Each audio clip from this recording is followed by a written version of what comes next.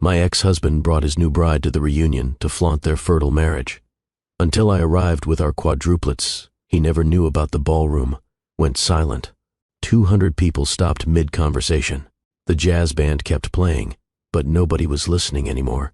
Every eye in that Northwestern University Alumni Center turned toward the entrance, toward me, toward the 4 identical boys standing at my side. Preston Calloway stood in the center of the room, his hand resting on his pregnant fiance's belly. He was mid-sentence, mid-laugh, mid-lie. His expensive suit probably cost more than my monthly rent. His watch caught the chandelier light. He looked successful. He looked happy. He looked like a man who had everything figured out. Then he saw us. I watched the color drain from his face. His mouth opened, but no sound came out. His hand dropped from Vanessa's stomach like he'd been burned. My voice cut through the silence, clear and steady in a way I'd practiced 1,000 times. Sorry we're late, everyone. The boys wanted to see where their daddy and I first met. 4 pairs of hazel eyes stared up at the crowd. Benjamin, Bradley, Brandon, and Brooks, 9 years old, wearing matching navy sweaters. Identical faces. Preston's faces. 4 perfect copies of the man who told everyone I couldn't have children. Vanessa's voice shook. Preston, who is this? He couldn't answer. He was too busy staring at the sons he never knew existed. The sons he'd abandoned before they were even born. A woman near Preston pulled out her phone, comparing something. Those boys look exactly like you did in college, Preston. Exactly. Another voice from the crowd. Wait, didn't you say your ex-wife was infertile? Preston finally found words. Autumn, what are you doing? What is this? I didn't raise my voice. I didn't need to. I'm telling the truth, Preston. Something you never bothered to do. Now, before I take you back to the beginning of this story, to show you exactly how we got to this moment, I need you to do something for me. If you have ever been lied about by someone who was supposed to love you, if you have ever been abandoned and left to pick up the pieces alone, if you have ever been called broken when you were actually the strongest person in the room, hit that like button right now. Because this story is for you. This story is for every person who was told they weren't enough, who was blamed for someone else's failures, who raised children alone while their ex-partner played the victim. I'm Autumn Hayes, and yes, that man in the expensive suit is my ex-husband. And yes, those 4 beautiful boys are his sons. Sons he's never met. Sons he doesn't even know exist. Sons he abandoned when I was 3 months pregnant because he wanted a fresh start with his young assistant. For 9 years, Preston told everyone I was infertile. For 9 years, he built his success on the foundation of that lie. For 9 years, I stayed silent, raising quadruplets alone, working myself to exhaustion, surviving on my mother's generosity and my own stubborn refusal to give up. But tonight, the lies stop. Tonight, truth walks through the door wearing navy sweaters and carrying the undeniable evidence of Preston's betrayal written in their DNA. Subscribe to Love and Twilights with Dr. Phillips, because we're about to take you on a journey through betrayal, survival, and the kind of justice that only truth can deliver. Drop a comment right now telling me where you're watching from and whether you think I should have stayed silent or exposed the truth. Because what you're about to hear will change how you think about lies, about family, and about what it really means to be strong. Now let me take you back to where this all began. Back to the moment my perfect marriage started crumbling. Back to Chicago 10 years ago when I was a different woman with a different life and absolutely no idea that my husband was about to destroy everything. It was a Tuesday evening in February. I remember because I'd spent the whole day preparing a presentation for a client meeting. The Chicago skyline glittered outside our downtown apartment windows. Snow fell softly, coating the streets below in white. Inside, our apartment was warm and decorated exactly how I'd always dreamed.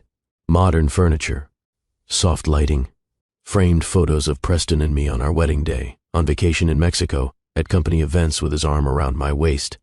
I was 27 years old. I had a marketing degree from Northwestern, a promising career at Hartman & Associates, a handsome husband, and an apartment in the Arena District that made my college friends jealous.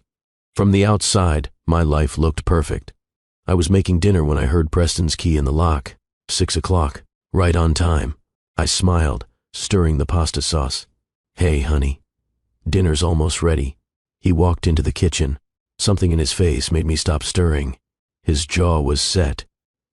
His eyes wouldn't meet mine. He still wore his coat. "Autumn, we need to talk." Those 4 words. In every marriage, those 4 words carry weight. But I didn't know yet. I thought maybe he'd had a bad day at work. Maybe a deal fell through. Maybe his boss criticized a project. I turned down the heat on the stove. "Okay, what's going on?" Preston stood in the doorway between the kitchen and living room. He finally looked at me. His expression was cold, distant, like he was looking at a stranger. "I want a divorce." The wooden spoon fell from my hand. It clattered against the tile floor, splattering red sauce. I stared at him. "What?" "I'm not happy. This marriage isn't working. I want a divorce." My mind couldn't process the words. We'd been married for 2 years, together for 3 before that, 5 years total. We'd just celebrated our anniversary in January. He'd given me diamond earrings. We'd made love that night. He'd told me he loved me. "Preston, what are you talking about? We're fine. We're happy." He shook his head. "You're happy." "I'm not. I haven't been for a while." I moved toward him, my hands reaching out.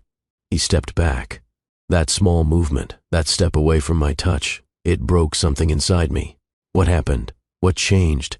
Please, talk to me. Whatever's wrong, we can fix it." "I don't want to fix it." His voice was flat, emotionless. "I've already made up my mind, Autumn. I'm moving out this weekend." "This weekend?" The room tilted. I grabbed the counter for support. "Preston, you can't just decide this alone. Marriage is a partnership. We need to talk about this. We need counseling." "I don't want counseling. I want out." "Is there someone else?" The question came out as a whisper. He paused. That pause told me everything. "Yes, I've met someone else." The pasta sauce bubbled over on the stove. Neither of us moved to turn it off. I couldn't move. I couldn't breathe. "Who? That doesn't matter." "It matters to me." "Who is she, Preston?" "Vanessa. She works at the firm." "Vanessa? His assistant?" "The 22-year-old who brought him coffee and organized his schedule. The girl I'd met at company Christmas parties and smiled at because I thought she was harmless." "Your assistant?" I laughed. It came out bitter and broken. "You're leaving me for your assistant." "That's so cliché, Preston. Don't make this ugly, Autumn. You're destroying our marriage and I'm making it ugly?" My voice rose. "We have a life together. We have an apartment. We have friends. We have plans." "Your plans. Always your plans." He finally showed emotion. Anger. "You wanted to wait for kids. You wanted to build your career first. You wanted financial stability. Everything was always on your timeline, never mine. We agreed to wait 2 years. We've barely been married that long. I'm 32 years old. I want kids now. Vanessa wants kids. She's ready to give me a family." The truth hit me like a punch. This wasn't about happiness. This was about children. About his timeline. About his needs overriding everything else. "So that's it? I wanted to be responsible and you're punishing me by having an affair." "I'm not punishing you. I'm choosing someone whose priorities align with mine." The smoke detector started beeping. The pasta sauce had burned, filling the kitchen with acrid smoke. I mechanically turned off the stove, opened a window. The February cold rushed in. Preston was already walking to the bedroom. I followed him, my legs somehow still working despite the shock. "When did this start? The affair?" He pulled a suitcase from the closet, started throwing clothes into it. "Does it matter?" "Yes, it matters." "When?" 6 months ago. 6 months. Half a year of lies. Half a year of him coming home to me while sleeping with her. Half a year of me being the fool who believed her marriage was solid. I watched him pack. Designer suits, expensive watches, the cologne I'd bought him for his birthday. Every item he touched felt like another betrayal. "Preston, please, can we just slow down? Can we take a week to think about this?" "I've been thinking about it for 6 months, Autumn. My mind's made up. What about our wedding vows? For better or worse?" He zipped the suitcase, looked at me with something that might have been pity. "I was wrong to marry you. We want different things. You'll be better off without me." He walked past me, suitcase rolling behind him. At the door, he paused. "My lawyer will contact you about the divorce paperwork. Please don't call me. I need space." "Don't call you." "Preston, we're married." "Not for long." The door closed. I stood in our apartment, smoke still hanging in the air, pasta sauce hardening. On the floor, My entire life shattered in the span of 20 minutes. I didn't cry that night. I was too shocked. I cleaned the kitchen mechanically, threw away the burned sauce, washed the pot, wiped the floor, put away the dishes. Normal tasks for an abnormal situation. Then I walked to the bedroom. The closet door stood open. Empty hangers where his clothes had been. Empty space on the dresser where his wallet and keys usually sat. He'd taken his pillow. That's when I broke. I sat on our bed, on the side that was still mine, and I cried until I had no tears left. The next morning, I called in sick to work. I couldn't face the office. Couldn't face the possibility of seeing Vanessa. I stayed in bed, staring at the ceiling, trying to understand how my marriage ended so suddenly. My phone rang throughout the day. Preston's name on the screen. I answered every time, desperate. Preston, this is my attorney Daniel Morrison, calling on behalf of Preston Calloway. A stranger's voice. Professional. Cold. Mr. Calloway has asked me to handle all further communication regarding your divorce. Please do not contact him directly. I'm his wife. I have a right to talk to him. Mr. Calloway has made his wishes clear. All communication should go through my office. He rattled off an email address, a phone number, then hung up. I tried calling Preston's cell. It rang once, then went to voicemail. I tried again, straight to voicemail. He'd blocked me. I tried texting. Preston, please. We need to talk. The message turned green. Undelivered. He'd blocked my number. Panic set in. I called his office. Hartman and Associates, how may I direct your call? Preston Calloway, please. May I ask who's calling? His wife. Autumn. A pause. 1 moment. I waited. 5 minutes. 10. The receptionist came back on the line. I'm sorry, Ms. Hayes. Mr. Calloway is unavailable. Can you tell him it's urgent? He's aware you're calling. He's asked me to direct you to his attorney. They were all in on it. The whole office. Everyone knew my husband was leaving me before I did. I hung up and threw my phone across the room. It hit the wall, but didn't break. For a week, I lived in a fog. I went to work. I came home. I ate cereal for dinner because cooking reminded me of that night. I slept on the couch because the bed smelled like him. Preston's lawyer sent divorce papers. No fault dissolution of marriage. Division of assets. He was being generous, the papers said. I could keep the apartment for 3 months while I found a new place. We'd split our savings 50-50. He wanted nothing but his personal belongings. I should have felt grateful. Instead, I felt discarded. Like our entire marriage was so meaningless to him that he'd just pay me off and walk away. I signed the papers in late February. The divorce would be final in 60 days. 60 days to erase 5 years together. My best friend Harper drove up from her new place in the suburbs when I called her crying. She found me on the couch, still in pajamas at 3 in the afternoon, empty ice cream containers on the coffee table. Oh, honey. She sat beside me, pulled me into a hug. I'm so sorry. He just left, Harper. Like I meant nothing. He's an idiot. Maybe I am. Maybe I should have wanted kids right away. Maybe I was too focused on my career. Harper grabbed my shoulders, made me look at her. Stop. Do not blame yourself. Preston is a grown man who made vows to you. He broke those vows. He had an affair. He's the villain here, not you.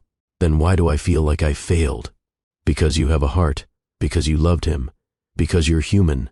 She squeezed my hands. But you're also strong. You're going to survive this. I nodded, but I didn't believe her. I felt broken, unwanted, discarded. I had no idea that in 3 weeks, everything would change again. That I'd discover something that would make Preston's abandonment even crueler. Something that would alter the course of my entire life. It started with nausea. I blamed it on stress.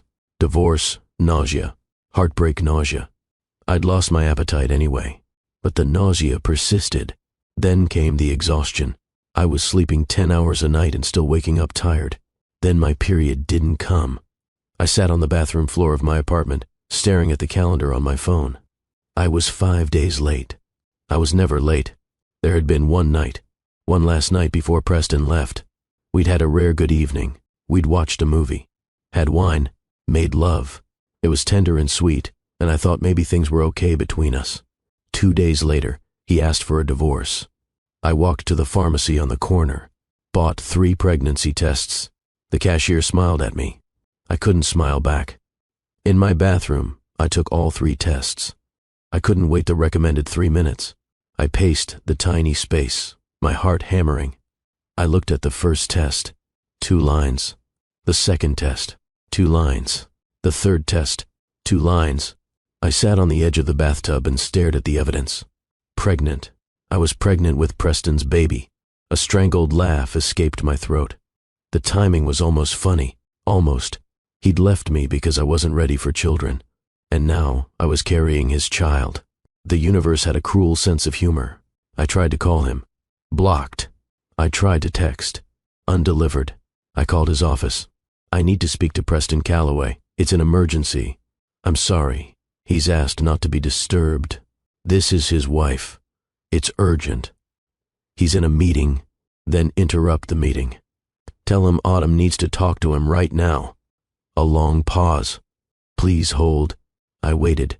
My hand shook holding the phone. This changed everything. He needed to know.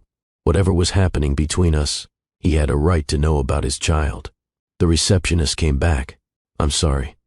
Mr. Calloway says to please contact his attorney with any questions. Did you tell him it was urgent? Yes, ma'am. And he still won't talk to me? I'm very sorry. I hung up. Tried his cell again. Voicemail. Left a message. Preston, it's me. I know you don't want to talk, but this is important. Really important. Please call me back. Please. He didn't call. I tried the next day. And the next. And the next. I left 17 voicemails over 2 weeks. He never responded. I sent emails to his work address. They bounced back. Blocked. I was 6 weeks pregnant and completely alone. Harper came over when I told her. Oh my God, Autumn. I don't know what to do. He won't talk to me. I can't tell him. Have you tried going to his apartment? I don't know where he lives now. Harper pulled out her phone, did some searching. I have a friend who knows Vanessa. Let me see what I can find out. 2 days later, Harper had an address. A luxury building in the Gold Coast neighborhood. Of course, Preston had upgraded. We drove there on a Saturday morning. The doorman stopped us in the lobby. Can I help you? I need to see Preston Calloway. Apartment 42B. Is he expecting you? No, but it's important. The doorman picked up the phone, pressed some buttons. Mr. Calloway, there's a woman here to see you. Pause. She says her name is Autumn. Longer pause. The doorman's expression changed. Professional neutrality replaced by awkward discomfort. Mr. Calloway says if you contact him again, he'll file a restraining order. The words hit me like a slap.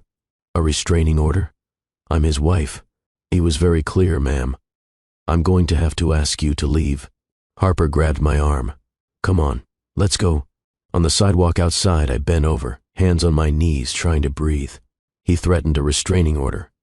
Harper, I'm pregnant with his baby, and he threatened a restraining order. He's a coward. Harper's voice shook with rage. He's a pathetic, selfish coward. What do I do? How do I tell him if he won't let me near him? Maybe you don't tell him. I looked at her. This is his child. This is your child. Your body. Your choice. And Preston has made it very clear he wants nothing to do with you. But he has a right to know. Does he? He abandoned you. He's threatening legal action if you contact him. He's blocked every form of communication. At what point do you accept that he's made his choice? I straightened up, wiped my eyes. I need to try one more time. Harper drove me to Hartman & Associates on Monday during lunch. The building where Preston and I had both worked. Where we'd met at a company retreat 5 years ago. Where we'd fallen in love over late-night projects and coffee runs. Security stopped me at the elevator. Badge, please. I don't work here anymore. But I need to see Preston Calloway. Is he expecting you? No, but it's urgent. The security guard made a call. I saw him glance at me while talking quietly into the phone. He hung up. I'm sorry, ma'am. Mr. Calloway has asked that you leave the building. Can you just tell him I need 5 minutes? 5 minutes to tell him something important? He was very clear. If you don't leave, I'll have to escort you out. Other people in the lobby were staring now. Former colleagues. People I'd worked with. They whispered to each other, watching my humiliation. Harper tugged my arm. Autumn, let's go. Please, I said to the guard. Please just tell him his wife needs to talk to him. Ma'am, I don't want to call the police, but I will. Tears streamed down my face. I let Harper lead me out of the building. On the street, I couldn't stop crying. He won't let me tell him. He's made himself completely unreachable. Harper held me while people walked past, while the city moved around us, while my world fell apart. That night, I called Preston's parents. Robert and Diane Calloway lived in a beautiful house in Oak Park. I'd had dinner with them dozens of times. They'd welcomed me into their family. Diane had helped me pick out my wedding dress. Robert answered, "Hello? Mr. Calloway, it's Autumn." Silence. I know Preston doesn't want to talk to me, but I need to reach him. It's about something important. Autumn. I'm very sorry about the divorce, but Preston's made his wishes clear. He needs space. I understand, but this is urgent. I need to tell him something. What is it? I hesitated. Should I tell his father first? Would that help, or make things worse? I'd rather tell Preston directly. If it's about the divorce settlement, you need to talk to his lawyer. It's not about that.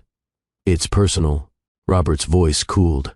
Autumn, Preston is starting a new chapter in his life. I think it's best if you respect his boundaries and move forward with yours.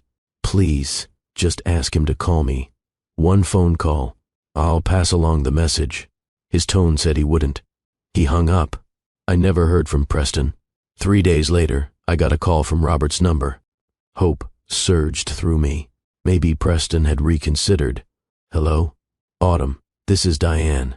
Her voice was tight, uncomfortable. Robert told me you called. Yes, I need to talk to Preston. Honey, I don't know what this is about, but Preston's asked us not to facilitate contact between you two. The divorce is hard enough. Diane, I'm pregnant. The words tumbled out. I hadn't meant to tell her, but I was desperate, alone, terrified. Silence stretched across the line. Oh. Her voice changed, became smaller. Does Preston know? I've tried to tell him. He won't talk to me. He's blocked my number. He threatened a restraining order. I don't know how else to reach him. More silence. Diane, this is his baby. He has a right to know. When she spoke again, her voice was careful, measured. Autumn, I'm going to be honest with you. Preston is very happy with Vanessa. They're building a life together. If what you're saying is true, this will complicate things. My hand tightened on the phone. Complicate things? This is his child. Are you certain the baby is Preston's? The question felt like a betrayal. Of course I'm certain. I haven't been with anyone else. It's just that the timing is very convenient. Right after he asked for a divorce, suddenly you're pregnant. I found out 3 weeks after he left. I didn't plan this. What do you want, Autumn? Money? I felt sick. I want him to know he's going to be a father. That's all. Diane sighed. I'll tell him. But Autumn, I can't promise he'll respond. He's made his choice. Just tell him, please. She hung up. I never heard from Preston, or Diane, or Robert. They all closed ranks around him, protecting their son from the inconvenient truth of his abandoned wife carrying his child. I was 8 weeks pregnant, completely alone, when I made the appointment with my doctor. The office was cheerful. Pastel walls, magazines about parenting, pregnant women in the waiting room with their partners, their mothers, their support systems. I sat alone. When they called my name, I followed the nurse to an exam room. She took my blood pressure, asked about symptoms, gave me a gown. The doctor will be right in for your ultrasound. I changed into the gown and lay on the exam table. My hands rested on my still flat stomach. There was a baby in there, Preston's baby, a piece of the man who wouldn't even take my phone calls. Dr. Williams came in. She was 50, kind-eyed, efficient. Autumn, good to see you. Let's take a look at this baby. She squeezed gel on my abdomen. Cold, she pressed the ultrasound wand against my skin. The screen flickered to life. At first, I couldn't make sense of what I was seeing. Gray shapes, shadows. Then Dr. Williams went very still. What? She moved the wand, pressed different areas. Her expression shifted from casual to focused. Is something wrong? My voice shook. I'm seeing multiple gestational sacs. Multiple? What does that mean? She turned the screen toward me, pointed to dark circles on the monitor. 1, 2, 3, 4. She looked at me. Autumn, you're carrying quadruplets. The room tilted. I'm sorry, what? 4 babies. Quadruplets. That's not possible. It's very rare. But yes, you're definitely carrying 4. I stared at the screen. 4 circles. 4 babies. 4 heartbeats. How did this happen? We weren't doing fertility treatments. Spontaneous quadruplets are extremely rare, about 1 in 700,000 pregnancies. But they do occur. 4 babies. I was going to have 4 babies. Alone. No husband. No support. No idea how I'd afford diapers for 1 baby, let alone 4. Are they healthy? My voice came out as a whisper. So far, yes.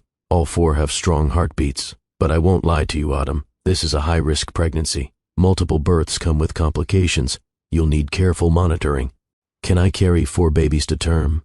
We'll do everything we can to help you, but you'll need to be prepared for bed rest, possible hospitalization, early delivery. These babies will likely spend time in the NICU, neonatal intensive care, tiny babies in plastic boxes hooked to machines.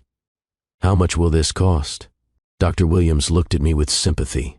Do you have insurance through your employer? I quit my job after the divorce. I've been freelancing. There are programs that can help. Medicaid, WIC. We'll connect you with a social worker. Government assistance, food stamps, the things I'd never imagined needing. Do you have family support? The doctor asked. My mother, Ruth. She lived in Madison, Wisconsin. We talked every few weeks, but I hadn't told her about the pregnancy yet. My mother, I'd recommend reaching out to her. You're going to need help. After the appointment, I sat in my car in the parking lot. 4 babies. 4. I couldn't wrap my mind around it. I pulled out my phone, tried one more time to call Preston. Voicemail. Preston, it's me. I know you don't want to hear from me, but I went to the doctor today. I'm pregnant, not just pregnant. I'm carrying quadruplets, 4 babies, your babies. Please, please call me back. He didn't.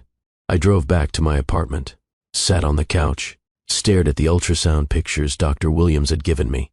4 grainy shapes. 4 lives depending on me. I called my mother. Sweetheart, how are you? Ruth's voice was warm, comforting. Mom, I need to tell you something. What's wrong? You sound upset. Preston left me. We're getting divorced. Oh, honey, I'm so sorry. When did this happen? 2 months ago. He's with someone else. Someone from work. I heard Ruth's sharp intake of breath. That bastard. There's more, Mom. What? I'm pregnant. I just found out. I tried to tell Preston, but he won't talk to me. He's blocked me everywhere. Pregnant? Oh, Autumn. And it's not just 1 baby. It's quadruplets. 4 babies. Silence. Long enough that I thought the call dropped. Mom? I'm here. I'm just processing. 4 babies? 4. And Preston won't talk to you. He threatened a restraining order if I contact him again. I heard movement on her end.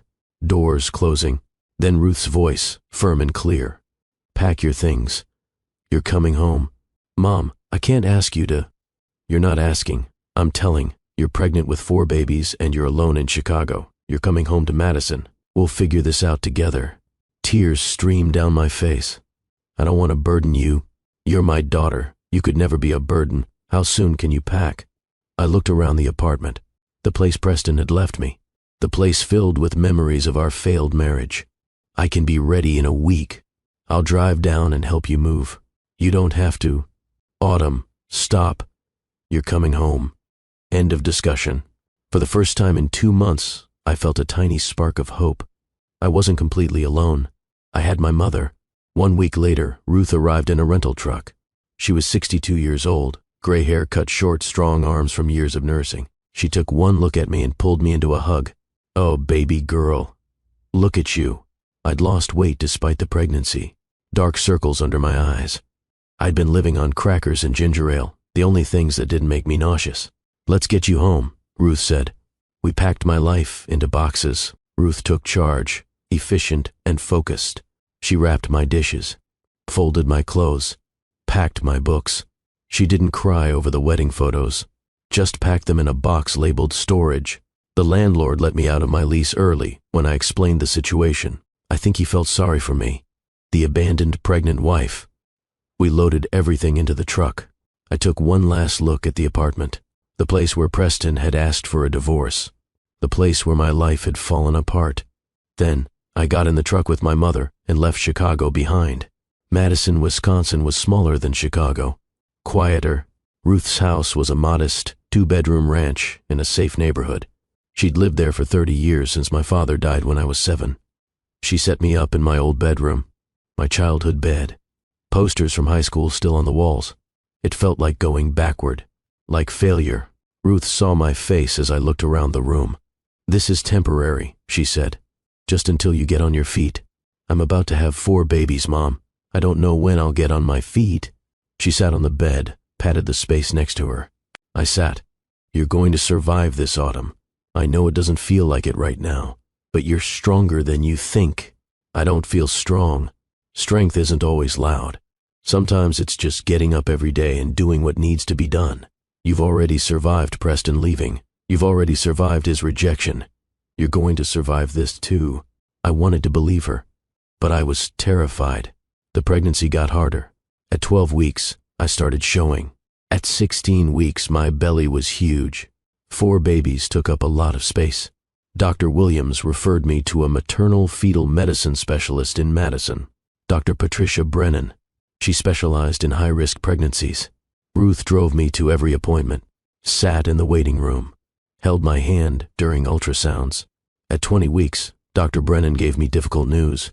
"Autumn, your body is struggling. Your blood pressure is elevated. You're showing signs of preeclampsia. I'm putting you on modified bed rest." What does that mean? It means limited activity, no work, no stress, lots of rest. I work from home. I'm a graphic designer. I can do that from bed. Dr. Brennan shook her head. "Minimal work. Your body needs to focus all its energy on carrying these babies as long as possible. Every week they stay inside, you increases their chances of survival." Survival. The word hung heavy. At 24 weeks, modified bed rest became complete bed rest. "You need to stay horizontal as much as possible," Dr. Brennan said. "Bathroom breaks only. No stairs, no cooking, no cleaning." I became a prisoner in my childhood bedroom. Ruth brought me meals on trays. Harper drove up from Chicago every weekend, keeping me company, bringing me projects to work on. But mostly, I lay in bed. My belly grew enormous. My back ached constantly. My feet swelled. I couldn't sleep comfortably. The babies moved constantly, 4 sets of limbs jabbing me from the inside. I talked to them, each one. "You're Benjamin," I'd say, touching the upper right side of my belly where I felt the most kicks. "You're strong. You're going to be a fighter." "You're Bradley," touching the left side. "You're calm. You're going to be my peaceful one." "You're Brandon," touching low on the right. "You're active. You're going to be my athlete." "You're Brooks," touching low on the left. "You're gentle. You're going to be my sweet boy." I had no way of knowing if I was right, but naming them made them real, made this impossible situation feel manageable somehow. Ruth worked double shifts at the hospital to pay for everything. The medical bills were piling up despite Medicaid. Special formula for multiples. 4 cribs, 4 car seats, 4 of everything. Harper organized a baby shower in Chicago.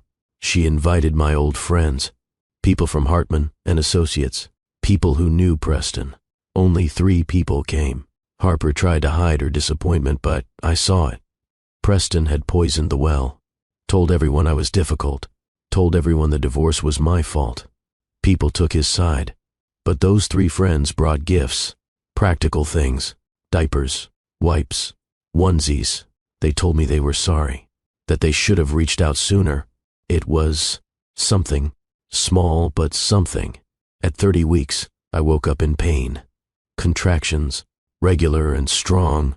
"Mom," I called out. Ruth came running, took one look at me and grabbed her keys. "We're going to the hospital." The next 12 hours were a blur. Doctors, nurses, monitors. They gave me medication to stop the contractions. It worked.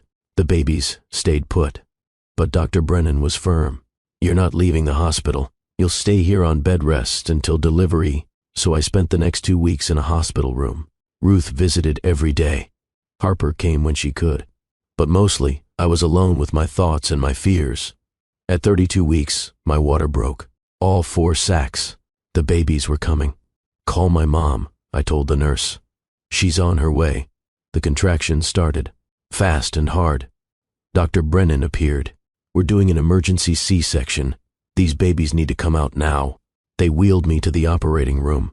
Ruth appeared in scrubs, allowed to be present. She held my hand while they put up the surgical drape. You're going to be fine, Ruth said. You're going to meet your boys. I couldn't feel the cutting, just pressure, tugging, then a thin, reedy cry. Baby A, someone said. 3 pounds, 4 ounces. Another cry. Baby B, 3 pounds, 7 ounces. Another. Baby C, 3 pounds, 2 ounces. Another. Baby D, 3 pounds, 5 ounces. 4 cries. 4 babies. 4 sons. They held them up briefly. Tiny. So tiny. Red and wrinkled. Then, the NICU team took them. I started crying. Are they okay? They're breathing on their own, Dr. Brennan said. That's a very good sign, but they'll need support. They wheeled me to recovery. Ruth stayed with me. You did it, sweetheart. 4 healthy boys. I want to see them soon. Let the NICU team get them stabilized. It was 6 hours before they let me see my sons. Ruth wheeled me into the NICU. 4 isolates in a row, each with a tiny baby inside. Baby a Benjamin. 3 pounds, 4 ounces, sandy blonde hair, hazel eyes when he opened them. So small my whole hand covered his body. Baby B Bradley. 3 pounds, 7 ounces. The biggest. Alert eyes. Strong grip when I touched his hand. Baby C Brandon. 3 pounds, 2 ounces. The smallest. Delicate. Beautiful. Baby D Brooks. 3 pounds, 5 ounces. A tiny dimple in his chin. Preston's dimple. They were all Preston. His face 4 times over. Same eyes. Same nose. Same chin. Undeniable proof of paternity. I sat in a wheelchair between the isolettes and cried. Happy tears. Scared tears. Overwhelmed tears. They're perfect, Ruth whispered. They are. Preston has no idea what he's missing. I touched each isolette. His loss. The boys stayed in the NICU for 6 weeks. 6 weeks of monitors beeping, feeding tubes, weight checks, breathing support. Slowly, they grew stronger. I was there every day. Ruth drove me. I'd sit between the isolettes, talking to my sons, learning their different cries, their different personalities. Benjamin was the fighter. Reached milestones first, off the breathing support first, gaining weight fastest. Bradley was the calm one. Steady heartbeat. Rarely cried. Easy. Brandon was sensitive. Reacted to every sound. Needed extra soothing. Brooks was the charmer. Nurses loved him. Made faces. Already knew how to work a room. Finally, at 6 weeks old, Dr. Brennan gave the news. They're ready to go home. Home. Ruth's small house. 4 babies. 1 exhausted mother. 1 saint of a grandmother. We brought them home on a sunny May morning. 4 car seats barely fit in Ruth's van. We drove slowly, carefully, like we were transporting explosives. At the house, Ruth had set up 4 cribs in my bedroom.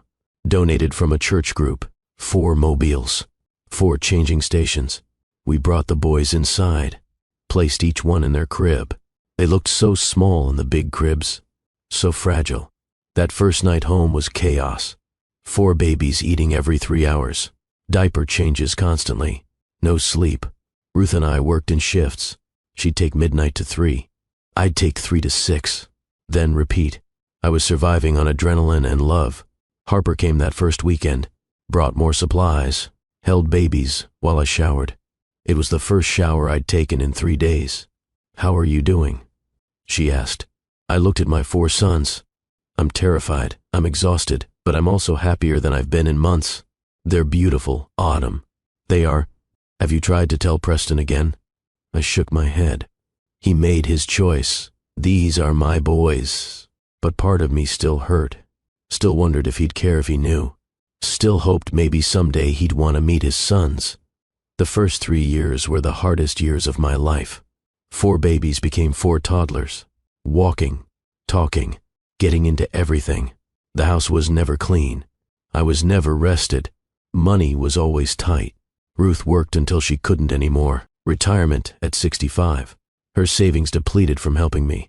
I built my graphic design business slowly, working during nap times, working after the boys went to bed, taking any job I could get, $50 for a logo, 100% for a website design.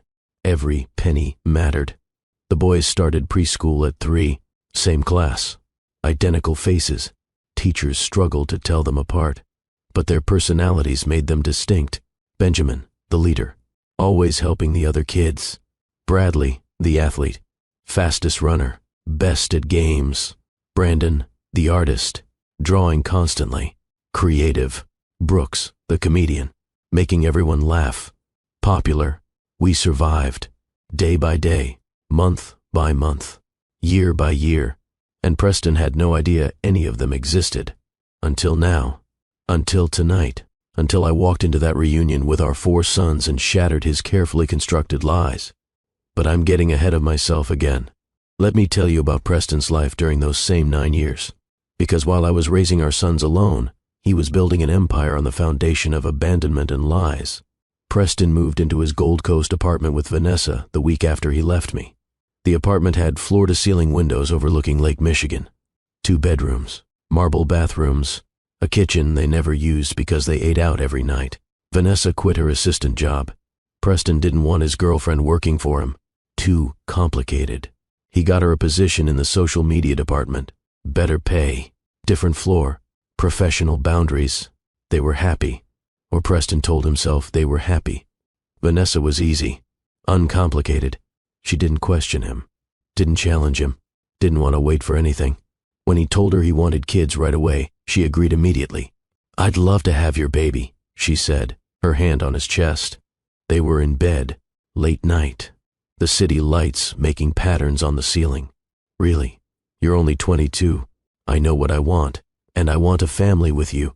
Preston felt validated. See? This is what Autumn should have said. This is what a real partner does. Agrees, supports, says yes. They tried for 6 months. Nothing happened. Vanessa worried. "Maybe we should see a doctor." "Let's give it more time," Preston said. He didn't want to admit the possibility that maybe the problem wasn't Autumn. Maybe it was him. But after a year, still nothing. Vanessa made an appointment with a fertility specialist. The tests came back clear. Vanessa was fine. Preston's count was fine. No medical reason they couldn't conceive. "Sometimes it just takes time," the doctor said. "Keep trying. Stay relaxed." Another year passed. Preston threw himself into work. Promotions came. Senior account manager, director of client relations. His salary climbed. 6 figures. Then deeper into 6 figures. He leased a BMW. Bought expensive suits. Took Vanessa on vacations to Cabo, to Paris, to Tokyo. They posted photos on Instagram. Perfect couple. Perfect life. But still no baby. At dinner parties, friends asked, "When are you two having kids?" Preston had his answer ready. Practiced. Smooth. "We're trying. My first wife couldn't conceive, so I'm hopeful it'll happen with Vanessa. Just taking time." The lie was easy. Autumn couldn't have children. That's why their marriage failed. Everyone believed it. Everyone sympathized. Vanessa heard the lie enough times that she started believing it too. The problem was Autumn, Preston's first wife. The infertile one. "I'm so glad you found me," Vanessa said one night. "I'm going to give you the family you deserve."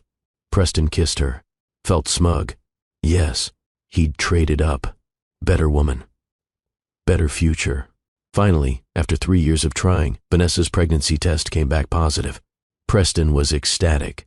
He called his parents immediately. "Dad, you're going to be a grandfather. Vanessa's pregnant." Robert Calloway's voice boomed through the phone. "That's wonderful news, son. Congratulations." "Thanks, Dad. I'm finally getting the family I always wanted." They didn't talk about Autumn. Nobody did anymore. She was the past. Erased. Forgotten. Preston proposed to Vanessa that night. 3-carat ring, bended knee, the whole production. "Marry me. Let's do this right. Let's be a real family." Vanessa cried happy tears. Yes. Yes, of course, yes.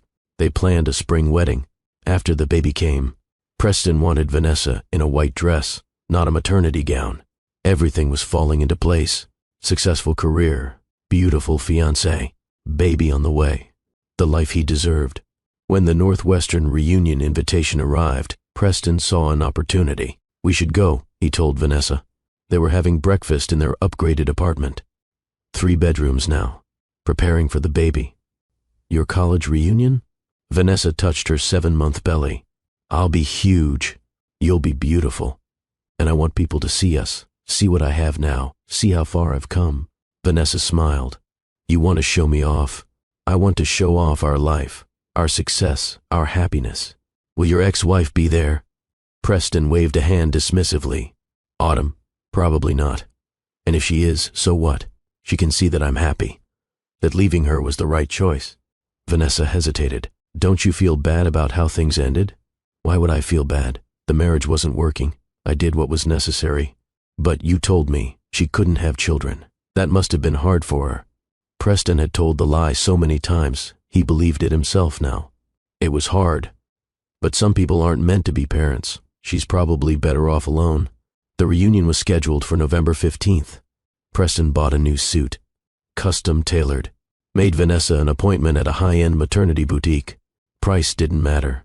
They'd look perfect. The morning of the reunion, Preston stood in front of the mirror, adjusting his tie. Italian silk. The watch on his wrist cost more than Autumn's monthly rent, though he didn't know that. Ready? Vanessa appeared in a flowing designer maternity dress. Navy blue. Elegant. You look beautiful. I feel like a whale. Preston kissed her forehead. You're carrying our son. You've never looked better. They drove to Evanston in Preston's BMW. Vanessa scrolled through her phone while Preston mentally prepared his reunion speech. How to tell people about his success without seeming like he was bragging. How to mention Autumn without sounding bitter. How to paint himself as the victor in their failed marriage. At the Alumni Center, they walked in together. Preston's hand on Vanessa's lower back. Possessive. Proud. The ballroom was exactly as he remembered. High ceilings. Chandeliers. Northwestern purple and white everywhere. People recognized him immediately. Old friends. Classmates. Professors. Preston Calloway. Man, how have you been? Preston, you look great. What are you doing now? Is this your wife? Preston fell into his role easily. Charming. Successful. Happy. This is my fiancée, Vanessa. We're getting married after our son is born. Director of Client Relations at Hartman and Associates. Living in the Gold Coast. Couldn't be happier. People gathered around. Impressed. Envious. Exactly what Preston wanted. That's when Rebecca Harrison, his old study partner, asked the question. Whatever happened to Autumn? You guys got divorced, right? Preston's expression turned sympathetic. Practiced. Yeah, unfortunately. The marriage just didn't work out. That's too bad. She was sweet. Preston leaned in. Confidential tone. Can I be honest? Autumn couldn't have children. We tried for years. She just wasn't able to conceive. It was really hard on both of us, but I had to accept that I wanted kids and she couldn't give me that. The group murmured sympathetically. That must have been difficult. So sad for her. But you found Vanessa, and look, you're about to be a dad. Preston put his hand on Vanessa's belly. Exactly. Sometimes things don't work out for a reason. I had to let go of that first marriage to find real happiness, to find someone who could actually give me the family I always wanted. He didn't see Vanessa's slight wince at his words. The implication that his happiness depended on her fertility. The subtle cruelty in comparing her to Autumn. More people gathered. Preston was holding court now, center of attention, telling his story. The victim of an infertile wife. A success story who moved on and found better. He was mid-sentence, saying something about how grateful he was for Vanessa when the room started getting quiet. It happened gradually, like a wave moving through the crowd. Conversations stopping, heads turning. Preston noticed Trevor looking toward the entrance. Then Rebecca, then others. What's going on? Preston asked. No one answered. They were all staring at the doors. Preston turned around, and his entire world shattered. Autumn stood in the entrance. She wore a simple navy dress, nothing expensive. Her hair pulled back. She looked older, tired, but her eyes were clear and steady.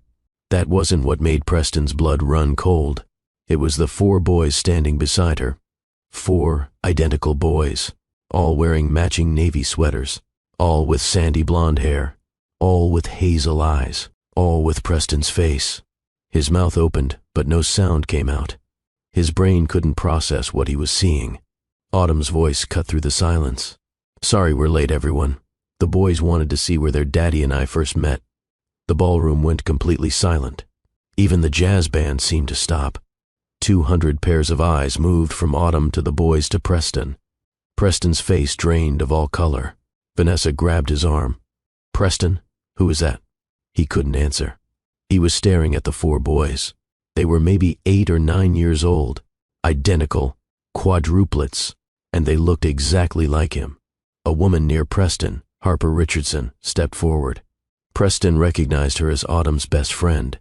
"Everyone, these are Autumn's sons, Benjamin, Bradley, Brandon, and Brooks. They're 9 years old. Isn't that interesting?" Born about 6 months after Preston filed for divorce. The math was simple. Everyone in the room could do it. These boys had been conceived while Preston and Autumn were still married. These boys existed. 4 of them. Rebecca pulled out her phone, started comparing old college photos of Preston to the boys' faces. Her expression changed from confusion to shock. "Preston, these boys look exactly like you. Exactly." Trevor stepped closer, stared at the quadruplets. "Man, there's no question. These are your kids." Vanessa's hand dropped from Preston's arm. She took a step back, looking at him with dawning horror. "You said she couldn't have children." Preston finally found his voice. Shaky, defensive. "I didn't know.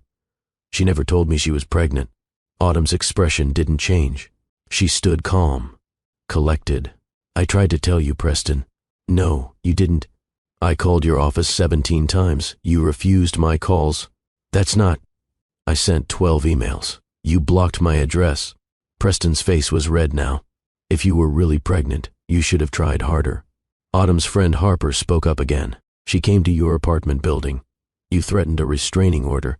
She came to Hartman and Associates. Security escorted her out. What exactly should she have done differently?" The crowd murmured, whispers spreading. Dean Morrison from the business school pushed forward. She looked at the boys, then at Preston. "Mr. Calloway, are these your children?" "I don't know. I mean, she says they are, but—" "Look at them," someone in the crowd called out. "They're identical to you." Vanessa's voice shook. "Preston, you told me your ex-wife was infertile. I thought she was—" "You thought? Or you lied?" The crowd was turning now. Preston felt it, the sympathy shifting from him to Autumn, the narrative changing. "This is ridiculous," Preston said, voice rising. "You can't just show up here with these kids and what?" Autumn's voice stayed calm. "Tell the truth." "That's all I'm doing, Preston. Telling the truth you've been hiding for 9 years. I wasn't hiding anything. I didn't know about them." Harper pulled out her phone, started showing people photos. "This is Autumn at 6 months pregnant with quadruplets. This is the boys in the NICU, their birth certificates, all listing Preston Calloway as the father." The evidence was undeniable. Visual proof, documentation, and most damning of all, 4 boys with Preston's exact face standing there as living testimony. Vanessa started crying, her hands shaking. An older woman put an arm around her shoulders. "Honey, are you okay? Do you need to sit down?" Vanessa shook her head, looked at Preston through her tears. "You lied to me about everything." "Vanessa, please, I can explain." "Explain what? That you abandoned 4 children? That you told everyone your ex-wife was infertile when she was carrying your quadruplets? That every word you said was a lie?" Preston reached for her. She pulled away. "Don't touch me." The smallest boy, Brooks, tugged on Autumn's dress. "Mama, why is everyone yelling?" Autumn knelt beside her sons. Gentle voice. "It's okay, sweetheart. Everything's okay." The tenderness in her voice. The protective way she gathered her boys close. It was clear to everyone watching who the parent was, who'd done the work, who'd shown up. Preston stood there, his perfect image crumbling, his fiancée crying, his lies exposed, his former friends looking at him with disgust. Vanessa spoke again, voice stronger now, angry. "I'm leaving. Don't follow me. Don't call me. We're done." She turned toward the exit. 3 women from the crowd immediately went with her.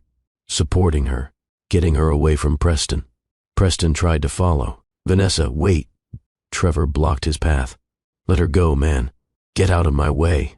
"No. You've done enough damage." Rebecca spoke up. "Preston, I think you should leave." Others joined in. "You lied to all of us. You abandoned your kids. You're not welcome here." Dean Morrison's voice cut through. Authoritative. Final.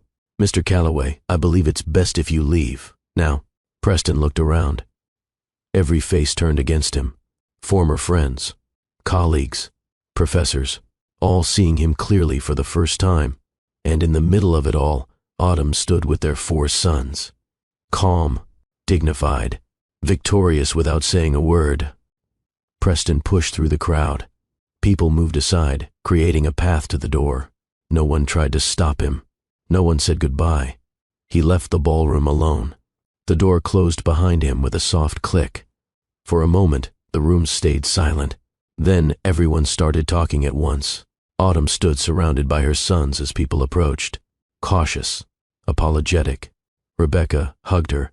"Autumn, I'm so sorry. We all believed him. We should have questioned his story. It's not your fault. He was convincing." Others came forward, offering apologies, asking about the boys, wanting to understand. Harper stood beside Autumn, her phone out, recording everything. Her husband Zachary had been filming since they walked in. Every moment captured, every word documented. "I'm posting this," Harper said quietly to Autumn. "People need to see what he did." Autumn hesitated. "Harper, I don't know if I want this public. You're not doing this for revenge. You're doing this for truth, and for every other woman whose ex-partner lied about them. This is bigger than just you." Dean Morrison knelt down to the boy's level. She smiled warmly. "You 4 are very handsome young men. What are your names?" Benjamin stepped forward first, always the leader. "I'm Benjamin. That's Bradley, that's Brandon, and that's Brooks. It's lovely to meet you all. Your mother has done an excellent job raising you." "Mama's the best," Brooks said with his characteristic grin. "She works really hard." The crowd was charmed. These boys were polite, sweet, well-adjusted, everything Preston had missed out on. A tall man with graying hair pushed through the crowd. Trevor Martinez. He'd been Preston's roommate junior year. "Autumn, I owe you an apology. Preston told me you were the reason the marriage failed. I believed him. I'm sorry." "Thank you, Trevor. I appreciate that." "Those boys," Trevor looked at Benjamin, Bradley, Brandon, and Brooks. "They're clearly Preston's. Anyone with eyes can see it." "How did you manage quadruplets alone?" Autumn's voice stayed steady. "My mother helped. My best friend Harper. We survived day by day." Rebecca wiped her eyes. "And Preston just abandoned you? Knowing you were pregnant?" "He didn't know about the pregnancy initially, but I tried everything to tell him. He made himself unreachable." "That's not an excuse," someone from the crowd said. "He should have answered your calls." Harper stepped forward, her phone still recording. "I witnessed most of it. I was there when Autumn tried to reach Preston. He blocked her everywhere, threatened legal action, refused all contact." The crowd's anger toward Preston grew. Murmurs of disgust, shaking heads. A woman in her 50s approached, Professor Linda Hayes from the marketing department. "Autumn, I remember you from my class. You were brilliant. What are you doing now?" "I'm a graphic designer, freelance work mostly, and I teach my boys to work hard and be kind." The contrast was stark. Preston with his expensive suit and corporate title. Autumn with her modest dress and actual substance. Benjamin tugged on Autumn's hand. "Mama, I'm hungry." Autumn smiled down at her son. "I know, sweetheart. We'll get food soon." Dean Morrison gestured toward the catering tables. "Please, help yourselves, all of you." Harper went with the boys to get food while Autumn stayed to answer questions. The alumni were genuinely interested now. How did she carry quadruplets? What was the delivery like? How did she afford everything? Autumn answered honestly.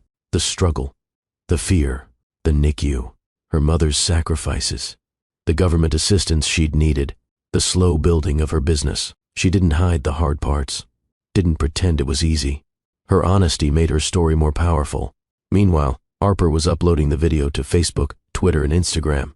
She'd edited it quickly on her phone. The key moments, Preston's face when he saw the boys. His lies being exposed. Vanessa leaving in tears. The undeniable resemblance between Preston and his sons. The caption read, Preston Calloway claimed his ex-wife was infertile, and that's why their marriage failed. Here's the truth. 4 sons he abandoned. Share this so everyone knows what kind of man he really is. She tagged Preston, tagged Northwestern, tagged Hartman and Associates, made sure it would spread. Zachary showed Autumn the post. It's already getting traction. 500 views in 10 minutes. Autumn felt uneasy. This is going to explode, isn't it? Probably, Zachary said gently. Are you ready for that? I don't know. I just wanted people at this reunion to know the truth. I didn't think about it going viral. Harper squeezed her hand. Whatever happens, we're with you. And you did nothing wrong. You told the truth. The boys came back with plates of appetizers. They sat on chairs someone had arranged for them, eating chicken skewers and fruit. People kept approaching, taking photos with Autumn's permission. The boys handled the attention well. They were used to people staring. Identical quadruplets attracted attention everywhere they went. Around 8:30, Autumn decided it was time to leave. The boys were getting tired. Brooks was yawning. Brandon's eyes were drooping. We should head home. It's past their bedtime. Rebecca hugged her goodbye. Please stay in touch. I mean it. I'd love to get to know you and the boys. Others echoed the sentiment. Email addresses exchanged. Phone numbers given. Promises to connect. Dean Morrison pulled Autumn aside. I don't know what your current work situation is, but Northwestern is always looking for talented designers. If you're interested, I can connect you with our Alumni Relations Department. Autumn's heart skipped. Really? Really? Send me your portfolio. Let's talk. Trevor walked Autumn and the boys to their car. Ruth's old minivan parked in the lot. Those are good kids, Trevor said. Preston's an idiot for missing out. Thank you. And Autumn. I'm going to make sure everyone knows the truth. Preston won't be able to lie anymore. Autumn buckled each boy into their car seat. They were already half asleep. The drive back to Madison would take 3 hours. She'd probably have to carry them inside when they got home. Harper and Zachary followed in their car, escort and support. As Autumn drove out of the parking lot, she looked back at the Alumni Center one more time.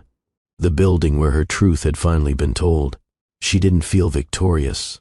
She felt tired, relieved, scared of what came next. But mostly, she felt free. At the same time, across town, Preston sat in his BMW in a grocery store parking lot. He'd driven aimlessly for an hour after leaving the reunion. His hands shook on the steering wheel. 4 sons. He had 4 sons. Quadruplets. 9 years old. And they looked exactly like him. There was no denying it. No questioning paternity. Those boys were his. Autumn had tried to tell him.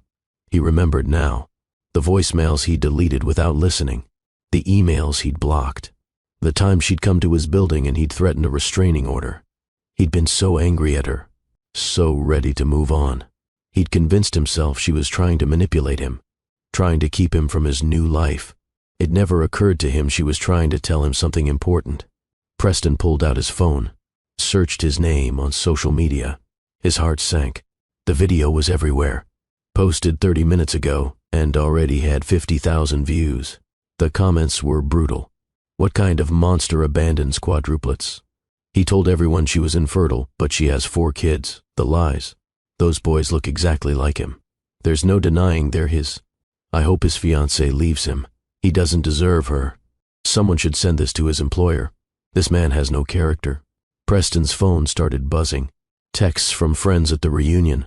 Trevor, man, what the hell? You have 4 kids? Rebecca, you lied to all of us, Preston. I can't believe it. His father, Robert, call me immediately. What is going on? Preston couldn't call anyone. What would he say? How could he explain? He drove to Vanessa's apartment. Their apartment. He had a key, but when he tried it, the lock didn't work. She'd already changed it. He knocked. Vanessa, please. Let me explain. No answer. Vanessa, I know you're angry, but we need to talk. The door opened, but it wasn't Vanessa. It was her mother, Carol, who must have driven in from Connecticut. Carol's expression was ice cold. She doesn't want to see you. Mrs. Torres, please. I need to talk to her. You need to leave. Now. Before I call the police, I just want 5 minutes. You have 4 children you abandoned. You lied to my daughter about everything. You don't deserve 5 seconds. Carol slammed the door. Preston stood in the hallway. His perfect life was disintegrating. In one night, one moment, all because Autumn showed up with those boys. He drove to his parents' house in Oak Park. It was 10:30 at night, but the lights were on. They were waiting. Diane opened the door. Her face was tight, disappointed. Preston, Mom. Robert appeared behind her. Get inside. Preston followed them to the living room. Felt like a child about to be scolded. Explain, Robert said. We saw the video. Everyone we know has seen the video. What the hell happened? Preston sat on the couch, put his head in his hands. I didn't know she was pregnant. That's what you said in the video. But did you refuse her calls? Silence. Preston, answer me. Did you block Autumn after you left? Yes. Diane made a sound. Pain and disappointment mixed. Why would you do that? She asked. I wanted a clean break. I didn't want her dragging things out. She tried to tell you she was pregnant, and you blocked her? Robert's voice rose. What kind of man does that? I didn't know that's what she wanted to tell me. You didn't give her a chance to tell you anything. Preston looked up. She could have tried harder. She came to your building. You threatened a restraining order. How do you know that? It's in the video, Preston. Everything's in the video. Her friend Harper documented every attempt Autumn made to reach you. Diane sat down. She pulled out her phone, showed Preston the Facebook post. 80,000 views now. Comments pouring in. All negative. All condemning. Those boys, Diane said quietly. They look exactly like you when you were young. Preston looked at the still frame Harper had posted. 4 identical boys in navy sweaters. His face 4 times over. I know. You have 4 sons. Diane's voice cracked. I have 4 grandsons I've never met. Because of you. Mom, I didn't know. You didn't know because you didn't want to know. You blocked Autumn out completely. You made yourself unreachable. And now those boys have grown up without a father. Robert stood by the fireplace, arms crossed. This is going to destroy your career. What? That video is viral. Your name is attached to it. Your company is tagged. How long do you think Hartman and Associates will keep you employed when their director is known for abandoning quadruplets? Preston hadn't thought of that. They can't fire me for something in my personal life. They can fire you for character issues, for bringing negative attention to the firm, for lying. The word hung heavy. Lying. You told everyone Autumn was infertile, Diane said. You built your entire narrative on that lie. You told us, you told Vanessa, you told your friends, and it was all false. I thought she couldn't have kids. We tried for 2 years. You tried for 6 months, Preston. Then you had an affair and left. Robert's phone buzzed. He looked at it. His expression darkened. Your boss just emailed me. Apparently you're not answering your phone. He wants to see you first thing Monday morning. Preston's phone was off. He'd turned it off after the 50th notification. He couldn't handle the messages. The comments. The judgment. What am I supposed to do? Preston asked. You're supposed to take responsibility, Robert said firmly. You're supposed to reach out to Autumn and apologize. You're supposed to meet your sons and start paying child support. Child support? For 9 years? Yes. You owe her 9 years of support, plus ongoing payments. That's your legal and moral obligation. Preston did quick math in his head. 4 kids. 9 years. Thousands per month. The number was staggering. I can't afford that. You'll have to figure it out. Those boys are yours. You have responsibilities. Diane stood, walked to where Preston sat, looked down at him. I raised you better than this. Your father and I taught you integrity, honesty, responsibility. I don't know what happened to that boy. Mom, I want to meet my grandsons. I'm going to find Autumn and ask her permission. And if she says no, I'll understand completely. Because you destroyed any goodwill she might have had toward this family. Diane left the room. Preston heard her footsteps on the stairs. Going to bed. Washing her hands of him. Robert stayed. Looked at his son with something close to disgust. You better hope you still have a job on Monday. And you better get a lawyer, because Autumn is well within her rights to sue you for every penny you owe. Preston spent the weekend in a hotel. He couldn't go home to the apartment he'd shared with Vanessa. Couldn't face his parents again. Couldn't stand the thought of anyone seeing him. The video kept spreading. By Sunday morning, it had 2 million views. News outlets were picking it up. Local Chicago news ran a story. Marketing executive exposed for abandoning quadruplets. His name was everywhere. His face. Screenshots from the video showing his shock when he saw the boys. Vanessa crying. The whole humiliating scene documented and shared. Preston's social media was flooded. Strangers calling him a deadbeat, a liar, a coward. People tagging Hartman and associates demanding they fire him. Sunday evening, Preston got an email from HR. Please report to the office Monday at 8 a.m. Bring your badge and laptop. He knew what that meant. Termination. Monday morning, Preston put on a suit, drove to the office, took the elevator to the 23rd floor. The receptionist wouldn't make eye contact. They're waiting for you in conference room B. Frank Hartman himself was there, the founder, along with the head of HR and Preston's direct supervisor. Sit down, Preston. He sat. Frank pushed a folder across the table. This is your severance package. You're being let go effective immediately. You're firing me because of a video? We're firing you because you bring discredit to this firm. Our clients have been calling. They don't want to work with someone who abandoned 4 children. Our employees are uncomfortable. This is a character issue. My personal life has nothing to do with my job performance. Your personal life became public, and it reflects on us. We can't have a director who's known for this level of deception and abandonment. The HR director spoke. You'll receive 2 months severance. Your health insurance ends at the end of the month.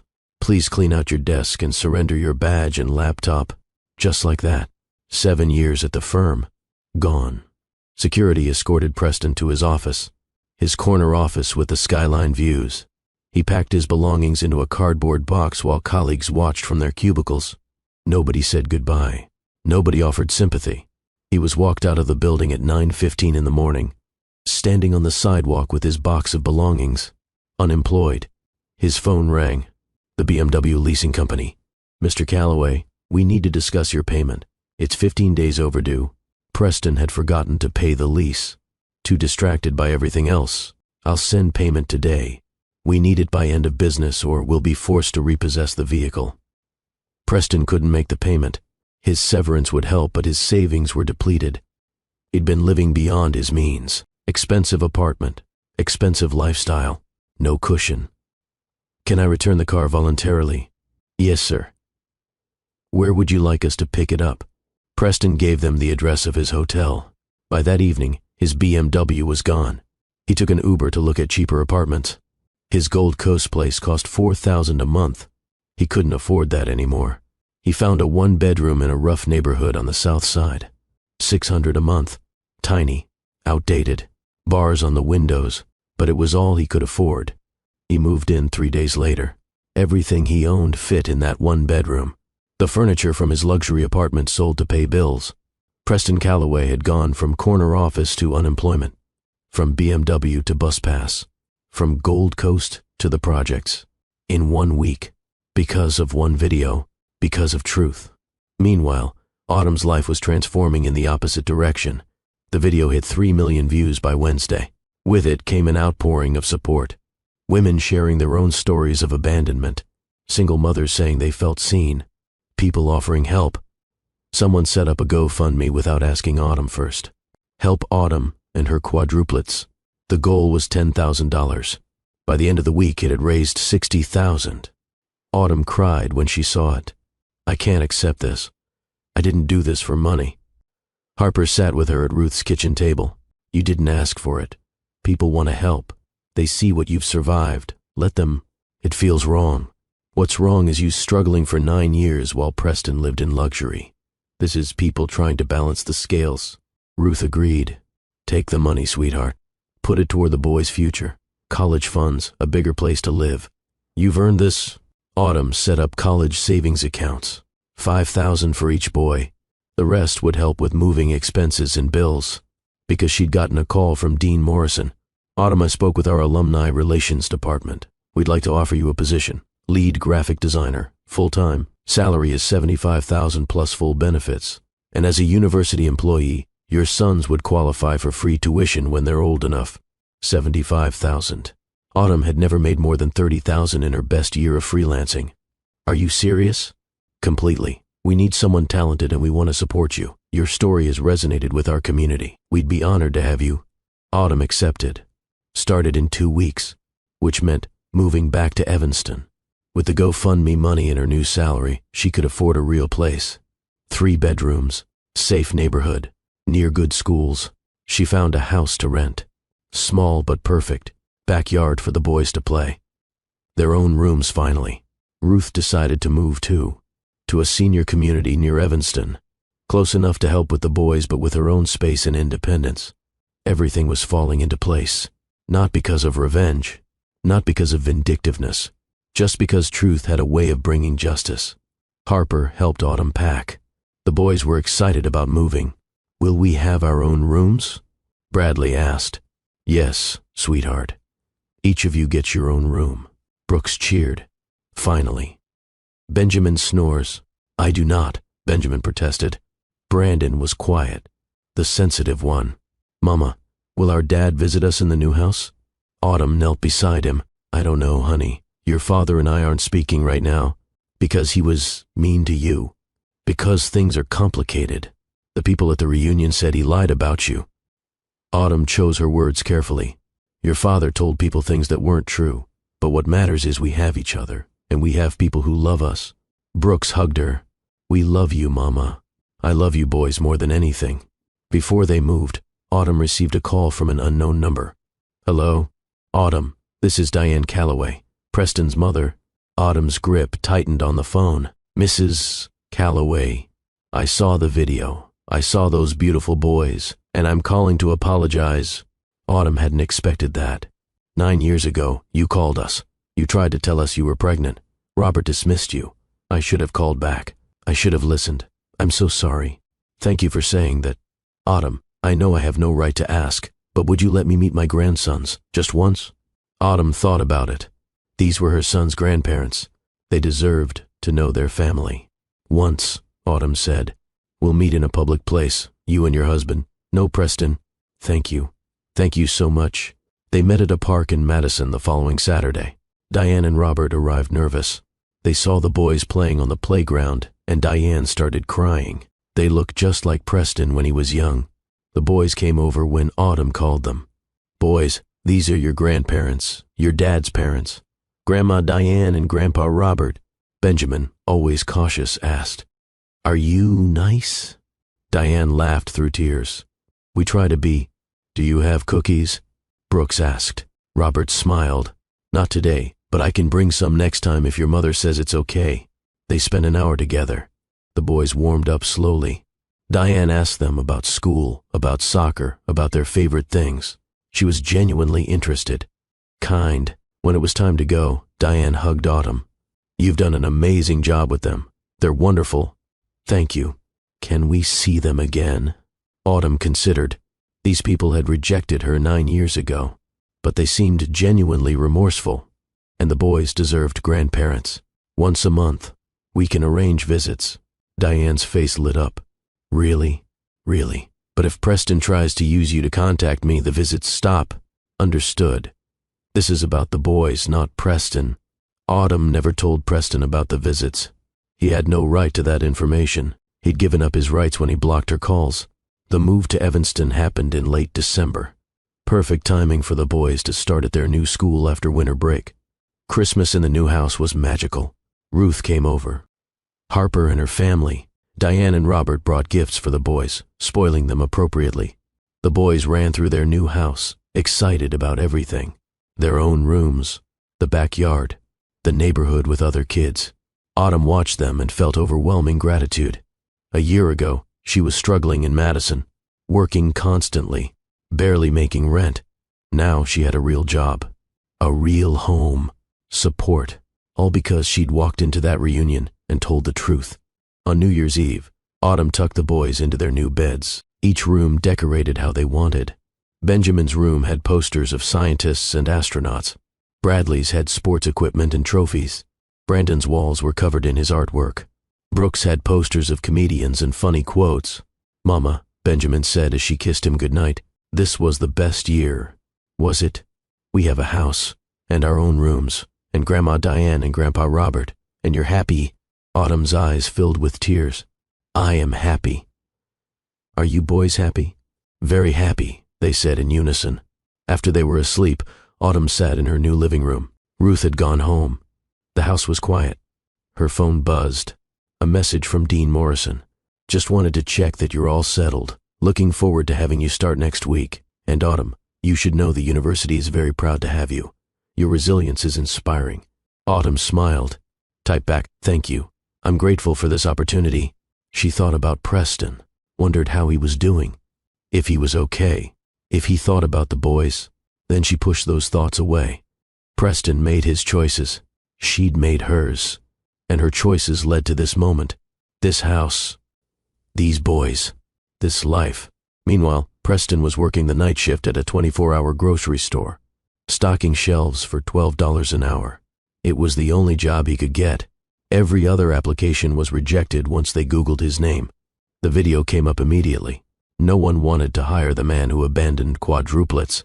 So here he was, 35 years old, wearing a vest with a name tag, moving boxes from the back room to the shelves. His coworkers were mostly teenagers and people who'd fallen on hard times. No one here knew who he was. No one had seen the video. It was the only place Preston felt anonymous. He worked 10 p.m. to 6 a.m., slept during the day in his tiny apartment, ate ramen and cheap frozen dinners, rode the bus because he had no car. His parents had offered to help financially. He'd refused. Pride, or maybe shame. He didn't know anymore. Vanessa had the baby in January, a healthy boy.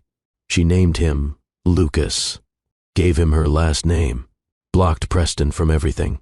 He found out through social media, saw the birth announcement, the photos, his son, another son he'd never meet. Preston had tried to reach out, through lawyers, asking for visitation, for a chance to be involved. Vanessa's lawyer sent back a firm response. "Miss Torres wants no contact with Mr. Calloway. He has no parental rights unless he petitions the court. And given his history, we will fight any such petition." So Preston was alone. 4 sons in Evanston he'd abandoned. 1 son in Connecticut he'd never know. 5 children total, all strangers to him. One night in February, Preston was stocking canned goods when he saw a woman shopping with a young boy. The boy was maybe 9 or 10. Sandy blonde hair, hazel eyes. Preston froze.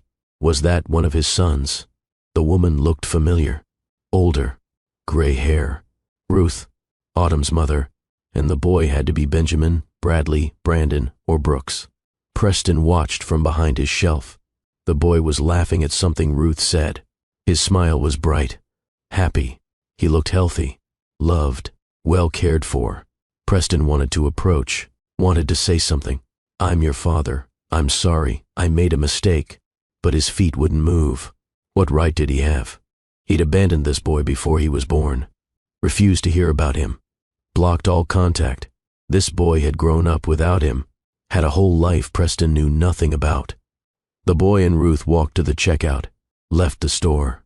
Preston stood there holding a can of tomatoes, watching them go. He'd seen his son, one of his sons, for the first time in person, and the boy had no idea who Preston was. That night, Preston went home to his apartment and finally allowed himself to feel it all. The regret, the loss, the consequences of his choices. He cried for the first time since the reunion. Cried for what he'd destroyed, what he'd missed, what he'd never get back. Some mistakes couldn't be fixed. Some bridges, once burned, couldn't be rebuilt. Now I need you to understand something important, because this story isn't just about Preston and Autumn. It's about truth and lies. It's about consequences and redemption. It's about the price we pay for our choices. If you're still watching, if this story has touched you in any way, I need you to hit that like button right now, because stories like this need to be shared. Truth needs to be told. And subscribe to Love and Twilights with Dr. Phillips, because every week we bring you stories that matter. Stories about real people facing real consequences. Stories that teach us about character and integrity. Comment below and tell me, do you think Preston deserved what happened to him? Or should Autumn have handled it differently? I read every single comment. Now let me tell you what happened over the next 3 years. Because this story doesn't end at the reunion. It's just beginning. Autumn thrived at Northwestern. Her designs for the alumni magazine won awards. Her work with the development office brought in record donations. She was good at her job, and people recognized it. The boys excelled at their new school. All four were honor students. Benjamin joined the debate team. Bradley made the varsity soccer team as a sixth grader. Brandon's artwork was displayed in a local gallery. Brooks performed in the school play and brought down the house. They were growing into remarkable young people. Kind, hardworking, funny. Everything Preston had missed helping create. Ruth lived nearby and picked the boys up from school every day. They'd do homework at her place, then Autumn would pick them up after work. The routine was smooth, stable, happy. Diane and Robert visited once a month, always respectful of Autumn's boundaries, never mentioning Preston unless the boys asked. And sometimes the boys did ask, "Does our dad ever want to see us?" Bradley asked one day. Diane's expression was pained. "I don't know, sweetheart. Your father is going through a difficult time right now." "Is he sad?" Brandon, the sensitive one, looked worried. "I think he is. But that's not your responsibility. None of this is your fault." The boys seemed to accept that. They had Autumn. They had Ruth. They had Harper's family. They had Diane and Robert. They had enough love. Meanwhile, Preston's life remained stuck. Still working nights at the grocery store. Still living in the tiny apartment. Still alone. He tried to reach out to Autumn through her lawyer, requesting visitation rights. The lawyer, Patricia Weaver, sent back terms. Mr. Calloway must pay the full amount of back child support, $77,000. He must complete court-ordered parenting classes. He must attend family therapy. Only after these requirements are met will we consider supervised visitation. Preston couldn't afford any of it. $77,000 was impossible on his grocery store salary. The parenting classes cost $2,000. Therapy was $100 per session. He was trapped in a catch-22. He couldn't see his kids without meeting the requirements. But he couldn't meet the requirements without money he didn't have. He tried to find better employment, applied to dozens of marketing firms, used his 7 years of experience at Hartman and Associates. But every interview went the same way. "Mr. Calloway, your resume is impressive. But when we searched your name, a video came up. Can you explain that?" What could he say? He tried honesty. "That's a personal matter from my past. It doesn't affect my professional capabilities. We're concerned about character issues. The video shows you abandoned 4 children. That raises questions about integrity. No one would hire him." The video had 5 million views now. It would never go away. It was permanently attached to his name. In year 2 after the reunion, Preston gave up trying for white-collar work. He took on a second job, weekends at a warehouse, loading trucks, physical labor. Between the 2 jobs, he worked 70 hours a week, made just enough to pay rent, buy food, and start slowly saving toward the child support debt. He had no social life, no friends, no family who wanted to see him regularly. His parents called occasionally, told him about the boys, how well they were doing, how happy they were. Each update was a knife to Preston's heart. Benjamin is captain of the debate team. Bradley scored 3 goals in his soccer game. Brandon's painting won first place in a citywide art contest. Brooks had the whole auditorium laughing in the school play. Preston had missed all of it. Every milestone, every achievement, every moment of their lives. In year 3, Vanessa reached out once. A single email.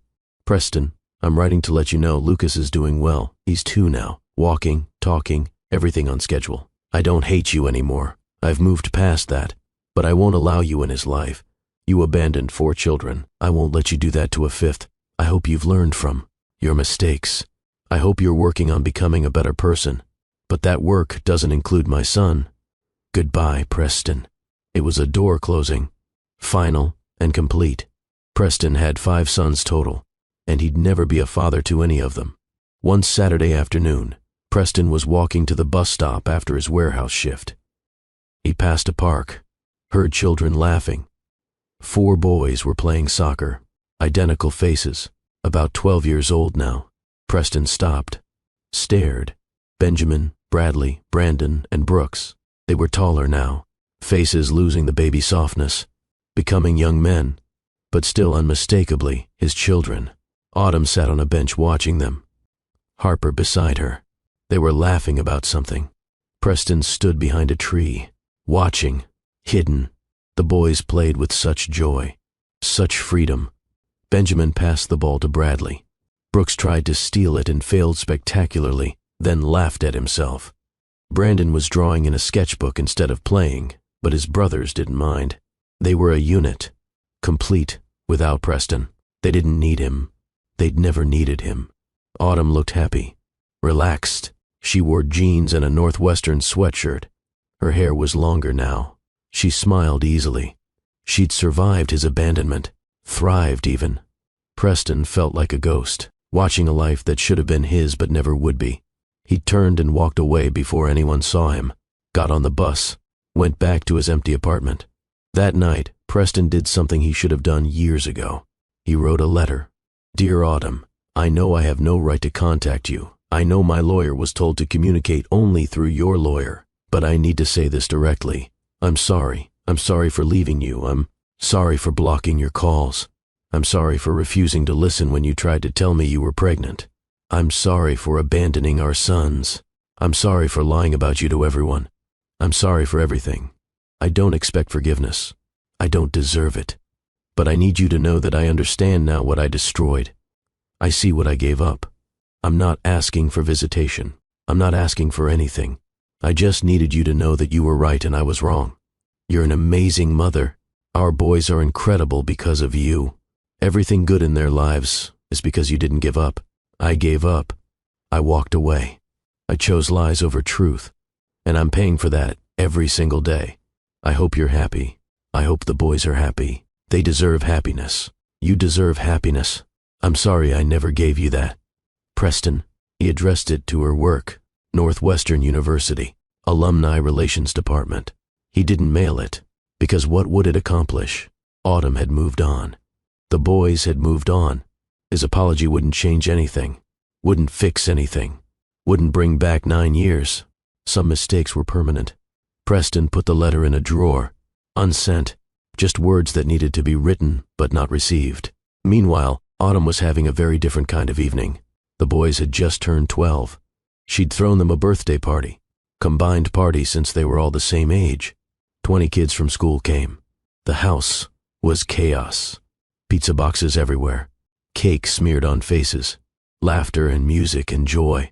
Harper helped clean up after everyone left. The boys were in the living room playing video games. They're so big now, Harper said, loading the dishwasher. I know. I can't believe they're 12. Have they asked about Preston lately? Autumn shook her head. Not in months. I think they've accepted he's not going to be part of their lives. Is that hard for them? Sometimes, especially Benjamin. He's the most logical. He wants to understand why his father doesn't want to know him. What do you tell him? The truth. That his father made choices that had consequences. That none of it is Benjamin's fault. That he has plenty of people who love him. Harper dried a plate. Do you ever think about reaching out to Preston, letting him meet them? Autumn considered. Sometimes. But then I remember how hard he made it for me to reach him, how he threatened me with legal action, how he lied about me for years. And I think, why should I make it easy for him now? You shouldn't. He doesn't deserve easy.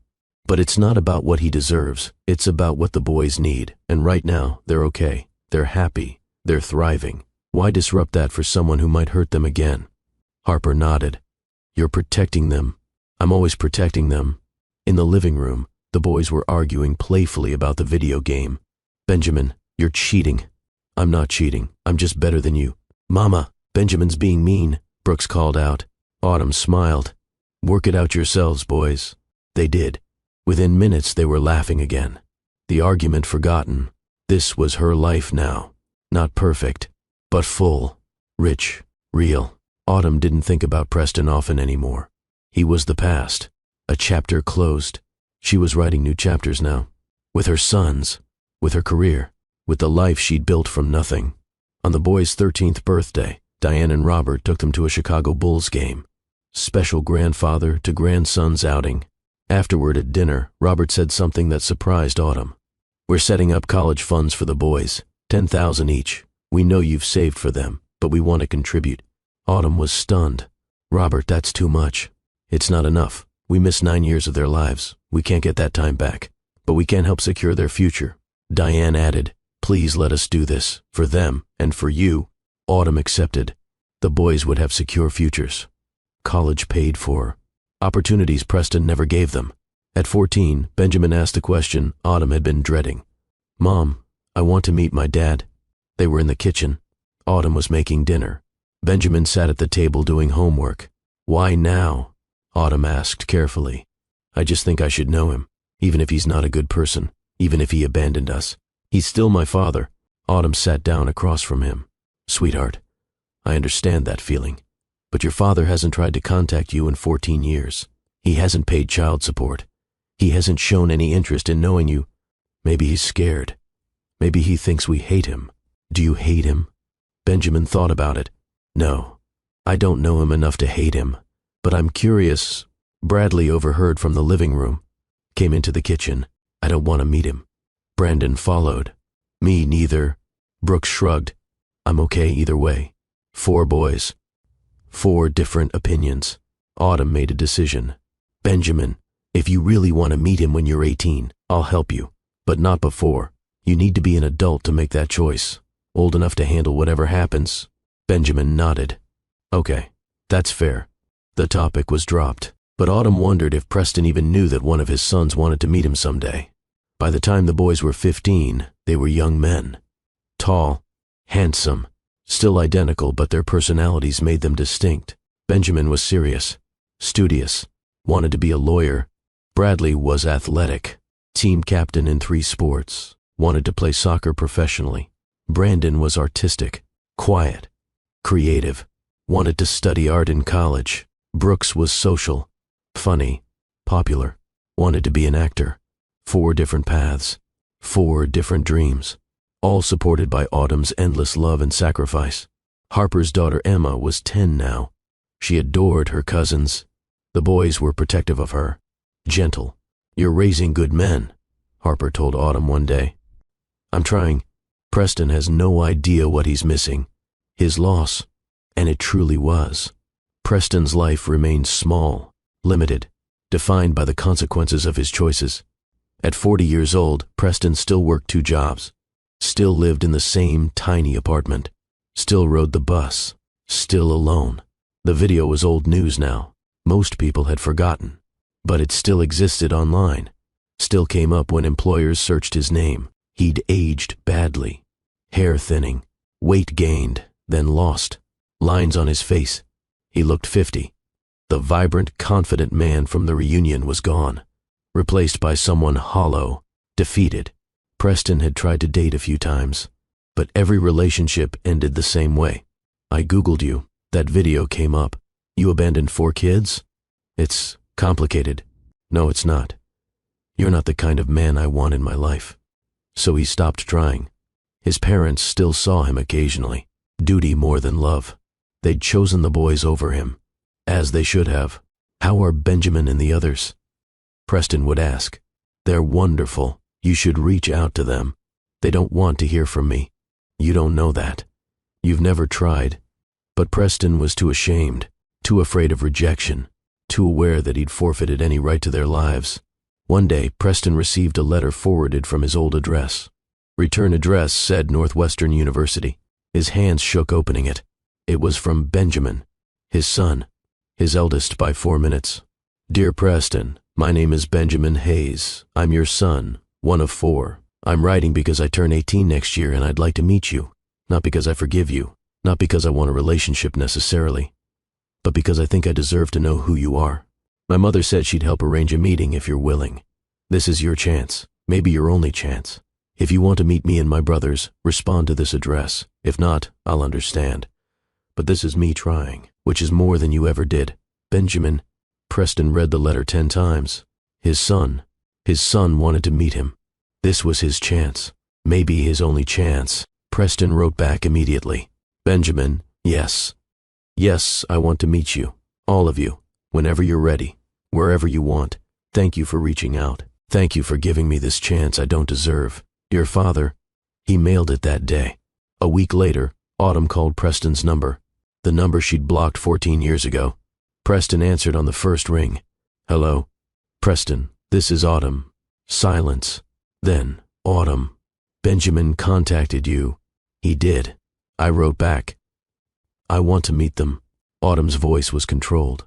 Careful. Let me be very clear. This meeting is for them, not you. If you hurt them, if you disappoint them, if you're anything less than respectful and honest, you'll never see them again. I understand. We'll meet in a public place, 1 hour. The boys can ask you questions. You'll answer honestly. Then we'll see if they want further contact. Okay. When? Saturday, 2 p.m., Millennium Park. By the Bean. I'll be there. Autumn hung up. Preston sat in his apartment, shaking. In 3 days he'd meet his sons. After 15 years, Saturday arrived cold and clear. Preston took the bus downtown, wore his best clothes, which weren't very good anymore, arrived 30 minutes early. At 2 p.m. exactly he saw them. 4 teenage boys, identical, tall, maybe 6 feet. Autumn's auburn hair, his face. Autumn walked with them. Harper flanked the other side. Preston stood. His legs almost gave out. The boys stopped a few feet away, studying him. 4 sets of hazel eyes, evaluating, judging. Benjamin spoke first. You're Preston. I am. You're Benjamin. How do you know? You wrote to me, and you have my mother's eyes. Benjamin didn't smile. These are my brothers. Bradley, Brandon, Brooks. Preston looked at each one, tried to memorize their faces. It's nice to meet you all. Silence. Brooks, the comedian, said, This is super awkward. Despite everything, Preston laughed. It is. Autumn spoke. You have 1 hour. The boys have questions. Answer them honestly. Preston nodded. They sat on a bench, the boys across from Preston, Autumn and Harper standing nearby. Protective. Benjamin started. Why did you leave our mom? Preston had practiced this answer, decided on truth. I was selfish. I wanted children immediately and your mom wanted to wait. Instead of working through it, I had an affair and left. With Vanessa, Bradley said. He'd done research. Yes.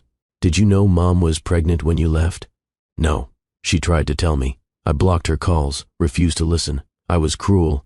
Brandon asked quietly, Do you regret it? Preston looked at the sensitive boy, saw the hurt in his eyes. Every single day, every moment, I regret everything. Brooks asked, Why didn't you try to find us? In 15 years you never tried. I was ashamed, afraid.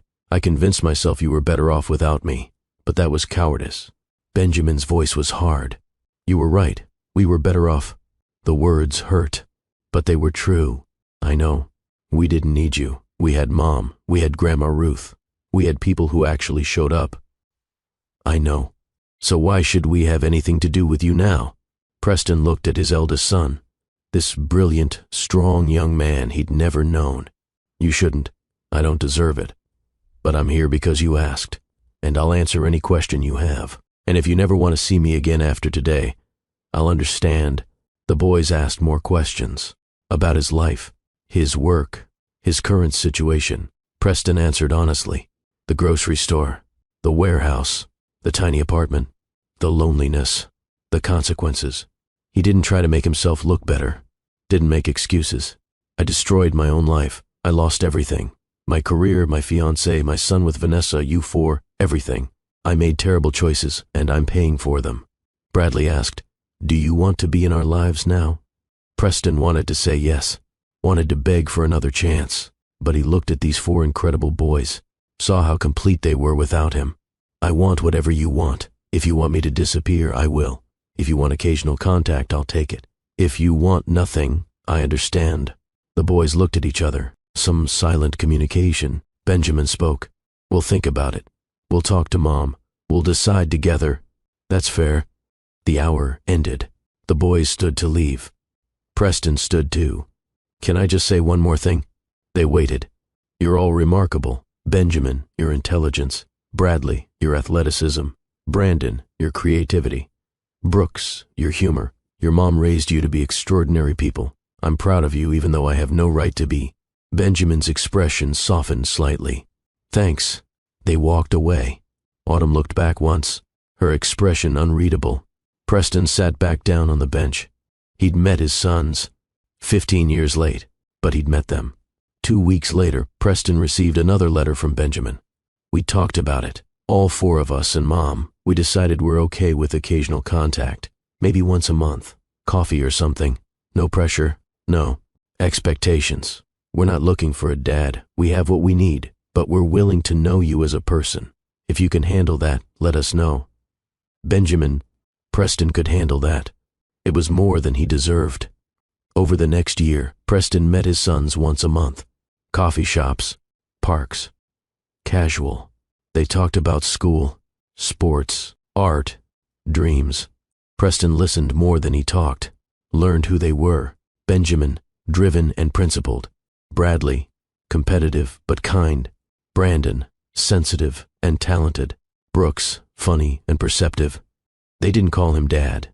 They called him Preston, and that was okay.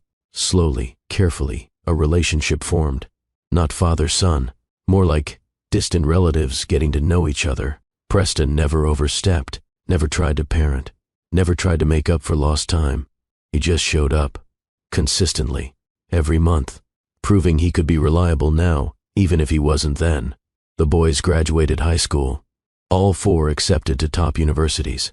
Benjamin to Yale for pre-law, Bradley to Stanford on a soccer scholarship, Brandon to RISD for art, Brooks to USC for theater.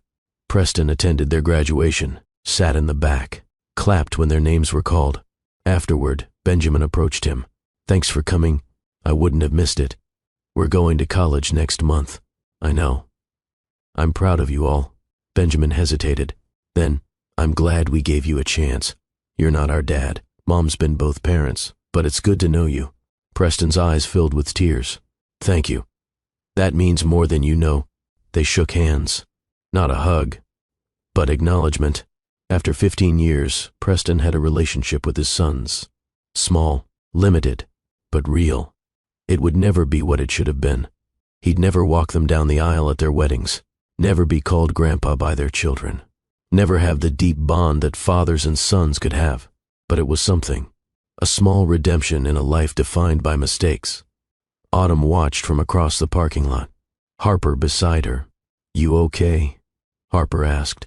I am. The boys made their choice. I support it. He doesn't deserve them. No, but they deserve the chance to know their biological father, even if he failed them. You're a better person than I am. Autumn smiled. I'm just a mother who wants her sons to be whole. The boys came over. All 4 hugged Autumn. We love you, Mom, they said in unison, like they used to when they were little. I love you, boys. So proud of you. This was the ending. Not perfect, not tied up in a bow, but real. Preston had lost everything and gained back only a fraction. He lived with consequences, worked 2 jobs, lived modestly, alone. But once a month, he had coffee with his sons, and that kept him going. Autumn had built an extraordinary life from the ruins of abandonment, raised 4 exceptional young men, had a successful career, deep friendships, real love. She didn't need Preston's redemption. She'd already redeemed herself. The boys went off to college, thrived, became the men Autumn raised them to be. And sometimes, when people asked about their father, they had an honest answer. We have a complicated relationship. He wasn't there when we were growing up. Our mom raised us, but we know him now. It's not perfect, but it's real. Truth, always truth. Because lies had destroyed one life and nearly destroyed another. But truth, painful as it was, had set everyone free. Preston never remarried, never had more children. The 5 sons he had, 4 he barely knew and 1 he'd never meet, were his legacy. At 50 years old, he still worked at the grocery store. Manager now, small promotion, still modest life. But he had his monthly coffee with whichever of the boys were home from college. And he had the knowledge that he'd faced his worst mistake and survived it. Some people get redemption arcs, full forgiveness, happy endings. Preston got accountability, consequences, and the smallest sliver of reconciliation. It was enough. It had to be. Autumn at 52 was the director of marketing at Northwestern. Her work was celebrated. Her sons were successful. Her life was full.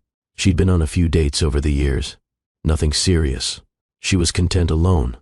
Her greatest joy was watching her boys become men, seeing them make good choices, treat people with respect, work hard, love deeply.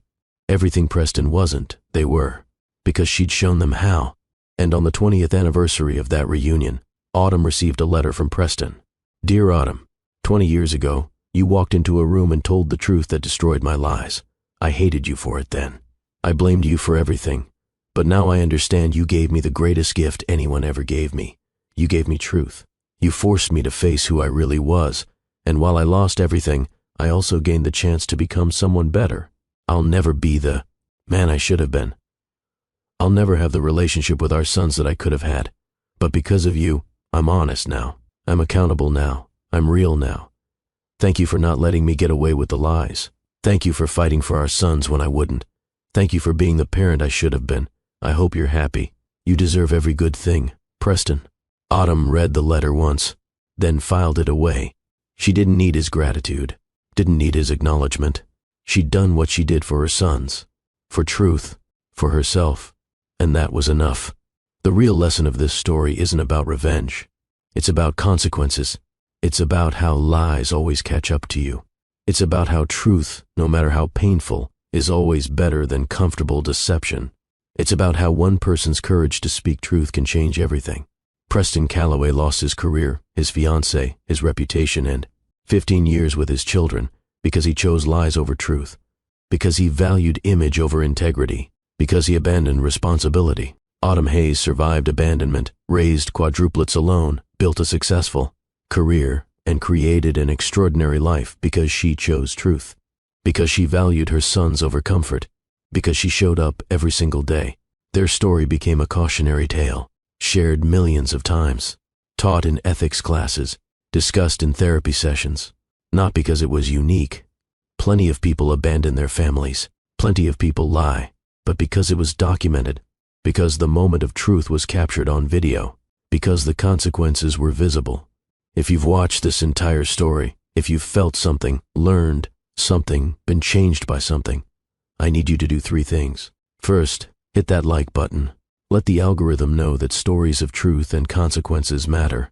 Second, subscribe to Love and Twilights with Dr. Phillips, because every week we bring you stories that challenge you to think about your own choices, your own integrity, your own truth. Third, comment below.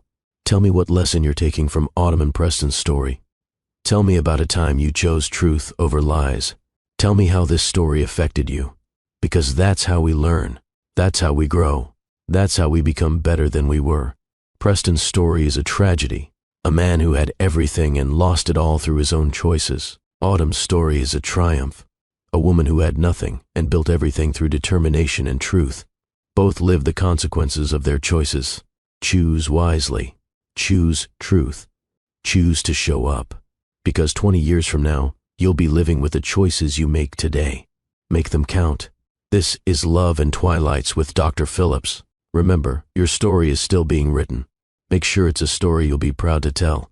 Until next time, choose love, choose truth, choose courage, and always, always show up for the people who need you. Because that's what real character looks like.